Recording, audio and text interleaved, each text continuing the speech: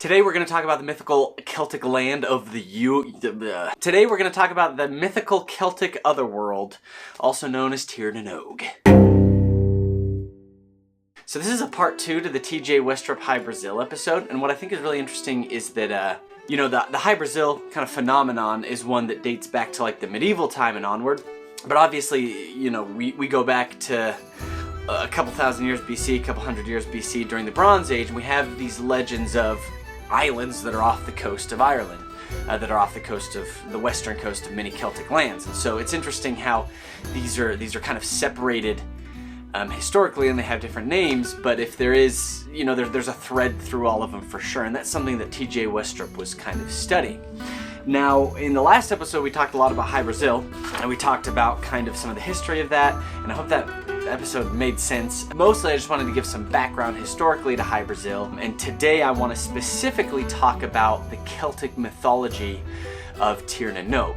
And again, these are myths and legends that are going back just like hundreds and sometimes thousands of years. And these are legends that would have influenced things like Hy-Brasil that came later. And all of these are kind of in preparation for a story I'm going to tell you in part 3 when I actually went to Ireland and started tracking down some of these legends myself and traveling to the places that TJ Westrup went. And so all of this is kind of just giving you background information for that part 3 episode. Tír na nÓg is obviously in the Irish language, and I might not pronounce things in Irish perfectly. I don't speak Old Irish. It's a Gaelic language. It is a Celtic language, and it has some similarities to Scottish Gaelic and some languages that they speak in Cornwall and Brittany.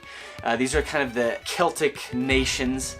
In reality, the Celts, and I might do a full video on them someday, but in reality, the main part of like the Celtic homeland is the Danube Valley in Europe, and the mainland Europe, specifically those parts of the Danube, were kind of where the Celts had their homeland. But because other peoples came and displaced them, the last holdout was kind of the insular Celtic people, or the island Celtic people, and that's why we kind of associate, Ireland, Scotland, Brittany, parts of England, Wales, Cornwall with Irish ancestry, because that was kind of where they survived latest.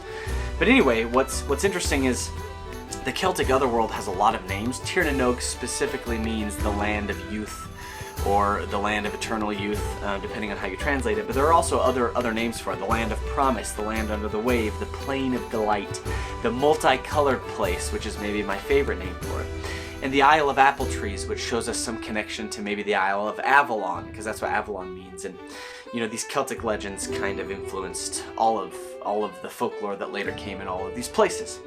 So this Celtic Otherworld, existed in pre-Christian times, and then during Christian times was kind of associated with maybe hell, or maybe the underworld, or Sheol, or the land of the dead, and it often was a place where dead people were. But kind of before that, it was a place that was inhabited by the Tua de Danann. I'm going to do a full episode on the Tua de Danann, and if you like Celtic mythology, I'll probably be doing a lot of episodes on those. I'll probably do a Finn McCool episode, and I'll talk about him today. He's kind of like the Irish Achilles from folklore and then Irish mythology. And actually his son Ocean, who is a great poet, and there are a lot of poems and stories that are attributed to Ocean, comes into the story of Tír na nÓg, and some of the main sources we have on Tír na nÓg are from Ocean. So we'll get to those backstories when they become important, I guess. But I want to talk about the fact that this Irish otherworld has just an interesting element to it, and that is that it kind of existed in different places. Sometimes it was an island across the sea, sometimes it was underground, sometimes it was at the bottom of the sea, sometimes it was at the bottom of lakes, but you could get there going through caves or burial mounds, journeying through a mist simply. Traveling across the sea obviously was one that you could do in an enchanted boat, or on a horse that was said to belong to the god Manannán mac Lir, who was kind of the god of the sea. But there are a lot of ancient tales of mortals that kind of went to this other world, and they are, forgive my Irish, they are known as Ectrai or Echtrai, which are the adventures, or the Baili, which are the visions or ecstasies. So in the adventure stories they actually went there, and then in the vision stories they kind of went there in a vision or in a dream or something. And so this is a beautiful part of Irish history and folklore and ancestry, and it's beautiful to see how the myths then became the legends, which then become the folklore, and they kind of filter through as ancient Ireland is becoming Christianized, you see still these legends have a hold on these people, and they love these legends, and they weave these legends into the new beliefs that come in as well. I find that to be a beautiful thing, and there's not a single world mythology that isn't a product of multiple changes like that. Like this happened in ancient Greece, ancient Rome, all over the world we see it when new beliefs come in and they're kind of woven in with the old ones. That's what we do as humans. We kind of find how the stories connect rather than how they separate. And not that we haven't focused on the separations and the division and persecuting each other too. That's a big part of history, but I think it's wonderful that we have often tried to find similarities between our belief systems as we're merging them together. I think that's a beautiful thing. And in fact, that was the basis for a lot of the comparative mythology work that I did and the research that I did when I was in college and since then. I am obsessed with this idea of the Celtic Otherworld. What's interesting about Celtic mythology is the history of their island, you know, through these myths and legends, or that different groups of people would come and settle there. So I might go in more detail in other videos, but you had these Fomorians, which were kind of like the titans of Greek mythology. They were the primordial forces, and then the Tuatha Danann come in, and they're kind of like the gods, you know. In Norse mythology, you have the Vanir and the Aesir, and there's kind of this battle between these Fomorians and the Tua, and the Tua come in and kind of take Ireland, and then other groups come in. So when the humans kind of came in, the Tuatha Danann, who were kind of the gods and the heroes, went to the other world, and the humans inhabited Ireland, this world, and the Tuatha Danann inhabited the other world. They kind of made this agreement, and they each got a world that they were able to have and to live in.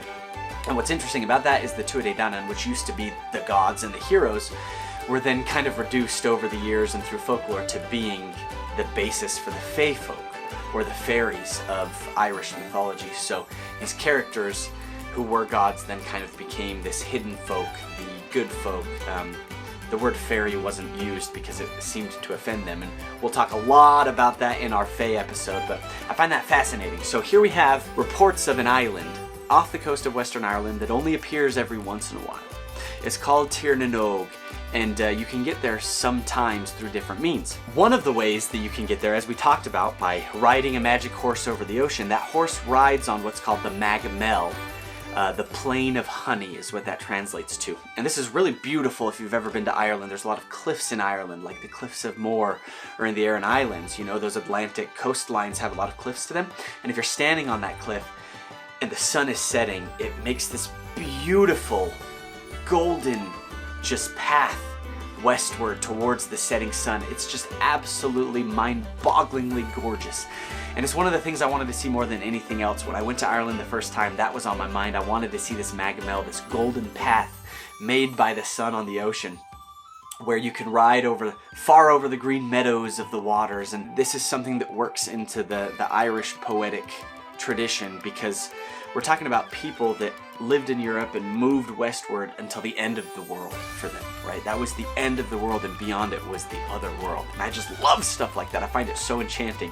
One of the stories that makes Tír na nÓg famous is Ocean. And Ocean, again, was the son of a great hero, Finn McCool. He'll get his own video. He's actually my favorite figure from Irish mythology is Finn McCool, but his son Ocean was a poet and told the tales and stories of his father and all of his forefathers, right? And Ocean might get his own video too someday, because I love Ocean. And I love the way that it's spelled, and I love the way that it sounds. It's obviously in Irish, there's no connection to our English word of ocean, but it's also just fun that we're making a video about the sea, and that's his name. There's a really cool story between Ocean and Nave, which is a woman that he falls in love with, and this woman is from Tír na nÓg. She's from the other world, and he falls in love with her. And he travels with her to Tír na nÓg on a magical white horse. This horse that belongs to Manannán mac Lir, who's the king of the sea and the king at the time of Tír na nÓg, of this island. Ocean spends 3 years on Tír na nÓg and has a lot of adventures, and maybe even becomes king himself, depending on your story. There's a competition to find who is the king, and you have to race to the top of the hill and get to a throne first, and he beats out Manannán mac Lir and becomes the king for a bit. But he has all these adventures in Tír na nÓg, and then he gets homesick. He wants to go back to Ireland. He loves Ireland, the land of his people, the land of his stories, the land of his father, Finn McCool, the land of the tribes of the people he comes from. So he is told that he can come back to the land of Ireland on the same horse, but he can't set foot on it. He has to stay on the horse. And there's different legends of why he eventually sets foot on land, whether he falls off because his saddle breaks, or he's helping people lift a stone, or aids someone in need. But as soon as he touches the ground, he ages 300 years, or finds out that 300 years had passed when he spent only 3 years in the other world. And that's what we see a lot of the time. And I'm talking about this obviously more in the fairy fae folk video. But often you'll spend a short amount of time in the other world and come back and find that many, many, many years more have passed. And we see that in Greek mythology. We see that, in mythologies all over the world, is that it's very dangerous to go to these other worlds because you never know what's going to happen. It's not a place for mortals. It's not a place for humans. And when you do it, things like that can happen. And so Ocean then becomes a storyteller, famous for talking about these ancient people at the time, 300 years ago. These ancient Irish heroes and the Tuatha Dé Danann who aren't around anymore. And there are legends that he meets St. Patrick and tells St. Patrick all of his stories, which then passes it along. St. Patrick being famously the first Christian who brought Christianity to Ireland. And so there you see this thread that goes through those myths and legends, which I think is amazing. Anyway, I'm enchanted with the idea of Tír na nÓg, and I love the fact that there's this ancient Irish island that exists out, not quite on the horizon, shrouded in mist, and that you can't get there except by special means. And then, centuries and centuries later, we have this legend about Hy-Brasil, which is this island, and you have people who go there who have seen it, and that legend kind of changes until T.J. Westrup, reports that he sees some sort of what he calls an optical illusion. He sees an island out there, and then spends the rest of his life trying to see it again. And I think that's wonderful and beautiful. So, this phenomenon, whatever it is, whether it's just purely folkloric or whether there's some sort of basis in reality of some sort, I'm not here to make a call on that. I'm here to just simply tell the story. But all of this, I hope, has set up the story that I'm going to tell in part 3 when I myself went to Ireland in pursuit of the land of eternal youth. I'm Levi, and this is Outlandish.